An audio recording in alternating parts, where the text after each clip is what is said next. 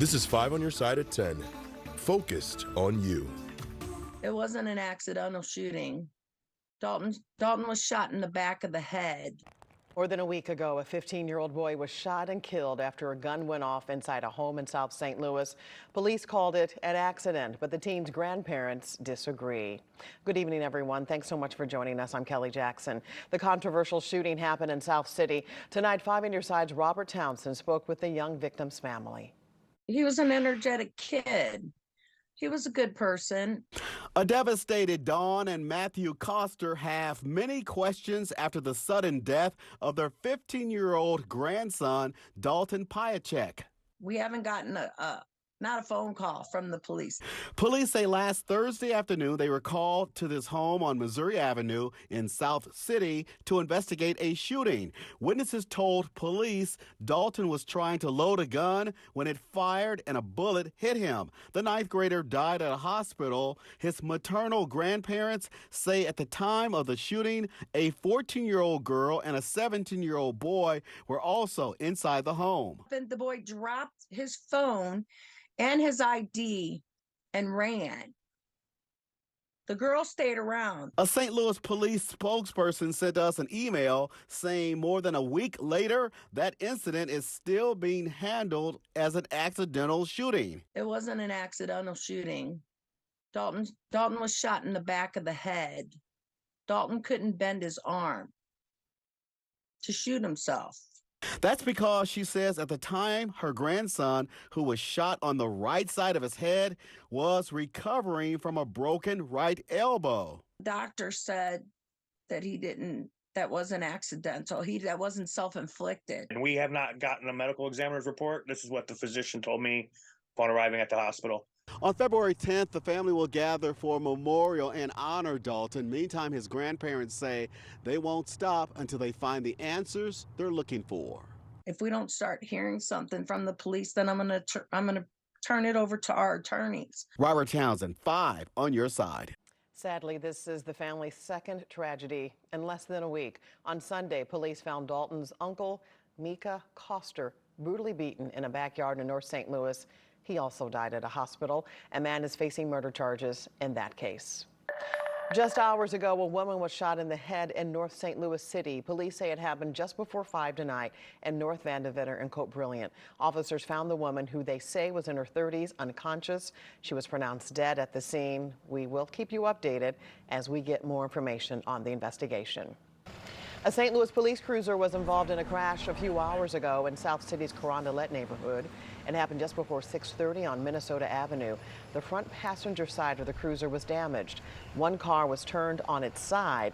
A third parked car was also damaged. A sergeant at the scene said no one was hurt. This is the 4th crash involving St. Louis police over the past 2 months. Tonight, a South City man is facing murder charges after police say he strangled his wife and beat her with a hammer. Officers arrived at the home on Lee Shore Drive Thursday morning after Robert Leverens called 911 to report that he killed his wife. There, they found Kathleen Leverens dead in the bedroom. Robert Leverens is in custody and being held on a $1 million bond. On the same day, local domestic violence organizations like the Diamond Diva Empowerment Foundation met with Congresswoman Cori Bush. It affects everybody, even hearing that it happened to your neighbor, just like in this situation. It affects those neighbors. It affects people in the community. And if we can come together a little bit more, to see what's going on, address what's going on, provide resources for those individuals, we can possibly curb this epidemic that we are facing here in St. Louis. If you would like to reach out to the Diamond Diva Foundation, the number 314-328-4348. Let's talk our weather. Poxitani Phil says we are getting an early spring, and it looks like we'll get a taste of it next week. Chief Meteorologist Scott Connell has our weather first forecast.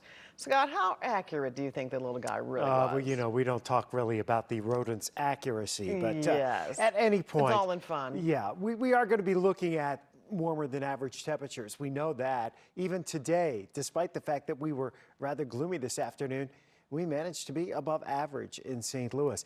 Looking out right now into Hidden Valley, well, they pretty much kind of wrap things up for this evening, but yes, they still have snow on there. Most of the skiers have come down, the lifts have stopped. They closed at 10, I believe, tonight, but they'll be open tomorrow and this weekend, and yes, that's a nice base of snow on the ground. You don't see the low clouds over St. Louis from this viewpoint, so let's get a little different perspective here. See that area of yellow? It's just over the city of St. Louis, really over South St. Louis and then back to the west. Areas to the north have cleared out just a little bit. So we'll call it limited weekend sunshine. Clouds are thicker certainly on Sunday. We do have a chance for some fog overnight. Still kind of murky out there, but it's mainly dry for us locally until Wednesday. We'll show you who gets the chance at rain this weekend in a few minutes, Kelly. All right, see you then, Scott. If you know a college student awaiting word about financial aid, you are not alone. Challenges with the federal application for aid are leading to delays on when colleges can award scholarships. As 5 on Your Side's Brent Solomon explains, it finds one local university thinking outside of the blocks. And this is a time that should be full of joy and hope and possibility, and not the anxiety and fear that people are feeling. A newly revised free application for federal student aid, or FAFSA, is supposed to be available for college students in need of financial help. So a number of people can't even complete it through no fault of their own. Faith Sandler with the Scholarship Foundation of St. Louis says glitches in the federal system are causing headaches, delaying colleges from being able to tell students how much money they could get. Something that could mean the difference on which college a prospective student chooses, or whether a student can return to campus. Typically, most schools are sending out all of those financial aid letters that students need March, April. That's after the school receives a student's FAFSA information from the government. Right now, the government is saying it won't be able to send that information over until mid-March. This is going to compress into a very tight window the most important financial decision of their lives. And we've decided to take matters into our own hands. Over at St. Louis University, administrators are sidestepping the FAFSA for now and creating an internal application. We will mimic the federal application. We will be able to provide an award that we will stand behind. And when a family can file their FAFSA, we will ask them to do that. SLU's goal is to notify students by the end of this month of how much money they'll qualify for.